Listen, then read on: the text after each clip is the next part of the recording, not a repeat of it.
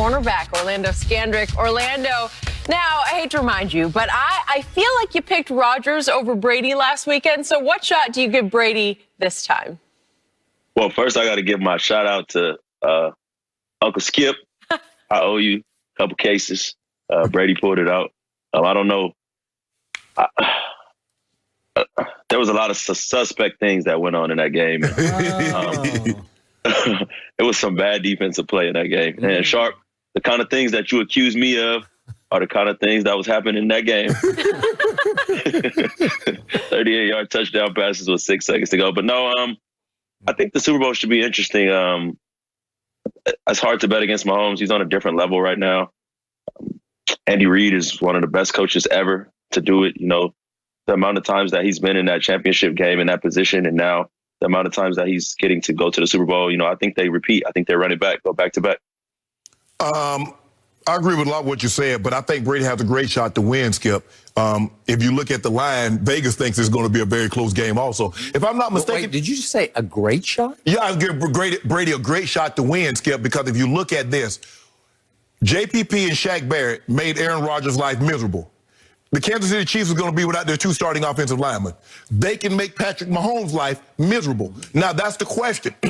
Will they have the similar success getting to Mahomes like they had Rodgers? If they can't get to Mahomes, they cannot beat unless Mahomes is off and turn the ball over. Because the one thing that we've seen from Tampa's defense this postseason, Skip, they forced teams into turnover. They got 4 from New Orleans, they got 2 from the Packers, and they got 1 from Washington. So, and they've turned those into points. They're not kicking field goals. They're getting touchdowns when they turn you over. That was the excuse me. That was the difference in the game on Sunday.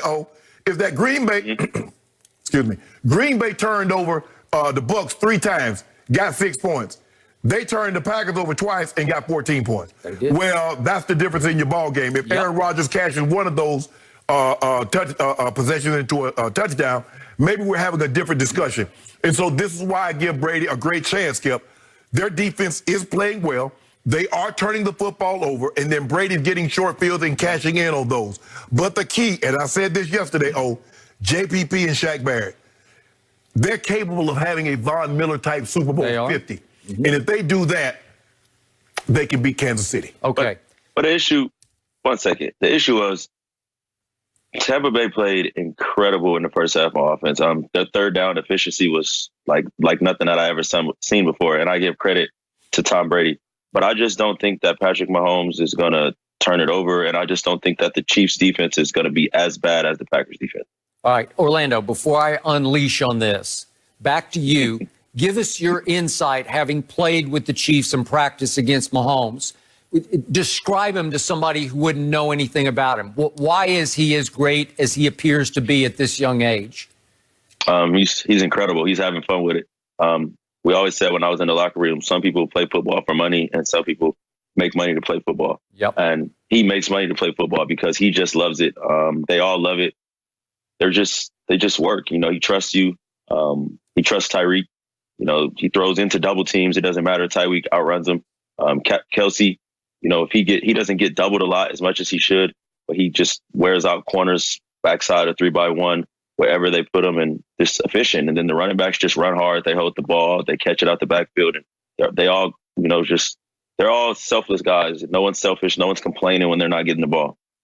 Okay. Now back to November 29th in Tampa, Kansas City. Mahomes throws it to Tyreek in the first quarter to the tune of 203 receiving yards in a quarter. I'd never heard of anything like that before. Carlton Davis stayed in single coverage on Tyreek for all of the first quarter and some into the second quarter. And you know what happened. And Mahomes throws for 359 in the first half. Mahomes threw for only 103 in the second half because the Bucs started drawing a bead on how to defend. They fell back into more cover 2 type zones, man underneath, but they played more zone. They started to get after Mahomes a little bit more in the second half, and Brady started to draw a bead on the Kansas City defense because over the last 3 quarters of that game, Brady threw for 313 yards and led 2 long scoring drives in the fourth quarter that did cut the score, even though it didn't look, you know, it was much more lopsided than the final score appeared.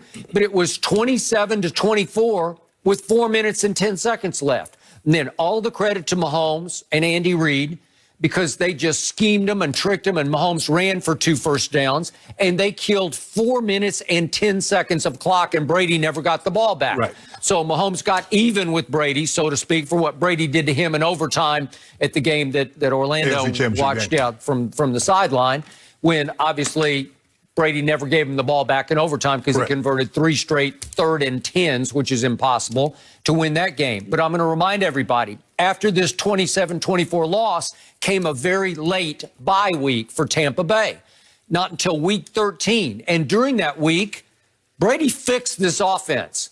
Brady added some play action. Brady added some motion that he had in New England that he'd never had under the no-risk-it, no-biscuit Bruce Arians offense. And all of a sudden, both the offense and the defense took off after the bye week. Since then, they've won 7 straight games. And to Shannon's point, the defense has gotten hot because what usually shows you how hot a defense is, they start taking the ball away, and it gets contagious, as Orlando knows. So I like where they are now. I like it that they went on the road and beat 3 straight top 10 defenses in Washington, New Orleans, and Green Bay.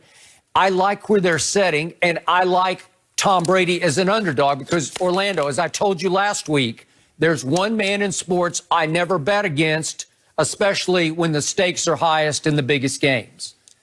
LeBron James? Is it LeBron James? No, you know who it is. That's the guy I would always bet against with the money pushed to the middle. Wait, you're talking about the guy who's now 4-6 in the finals? That guy? You know. 10 is a lot of finals. But let's go back. Let's go back to an X factor that I think got a lot of experience with Brady in the Super Bowl. It's Steve Spagnuolo. The 2 times Brady's 2 losses in the Super Bowl were to him. I think he has a great plan, and I think that this KC team is built similar to what the Giants team was built, with Chris Jones and Frank Clark, and then having Honey Badger as kind of their Mr. Do Everything. And I think that Brady is going to have a tough chance. I think he's going to throw the kitchen sink at him, and there'll be a lot of coverages mixed and matched. And I mean, it's going to be a game of chess all day. Okay, so how do you see the scoring go? Do you say high scoring, or do you think Kansas City can win by 14 or 21?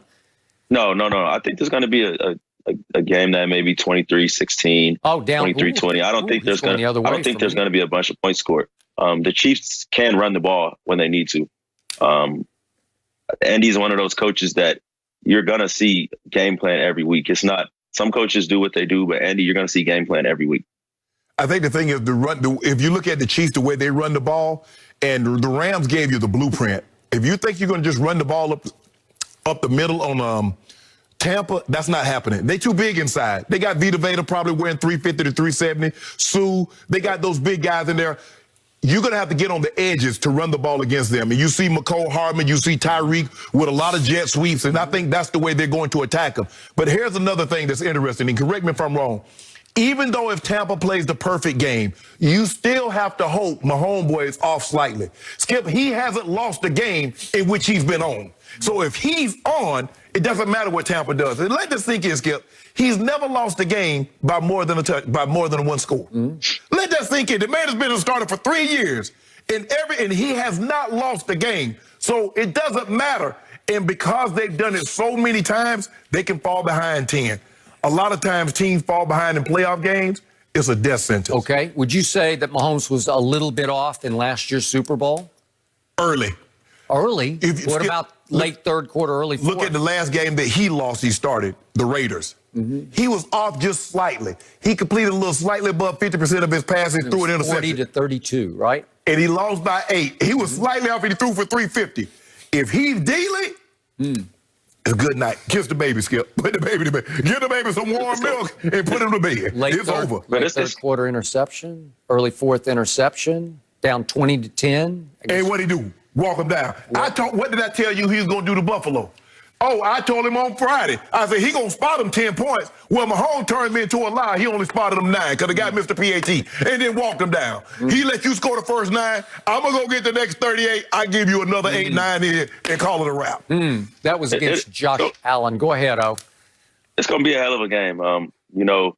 I can't count out time. I don't know what I was thinking. Like, I was trying to go with you, Shannon. I don't know what I've been thinking, man. But it's gonna be a game, and if anybody can unseat Tom, it's gonna be Patrick Mahomes. But it's gonna come down to the trenches, what the two defensive lines do, how they affect the quarterbacks, and it's what the Chiefs not having Eric Fisher gonna play a big role in it, and but we'll see. That's that. But I believe it's gonna be high scoring. I think it's going to be a game, and because I don't see how you beat Mahomes without scoring at least 30. I mean, he's every play. I go off of Vegas. Vegas set that line so high. I think they know something. The lights is too bright in Vegas for that line to be so high. Because it's 56 and a half. So so 3 points. So somebody getting. So it might be what 30, 26. It's 26. I think it's going to get to the line. I'm going to go over. I'm going to go over the line. I remind you, at November 29th at Tampa, time of possession was 37 minutes, Mahomes to only 23 for Brady. Yeah, Brady with a lot of 3 and outs early. That's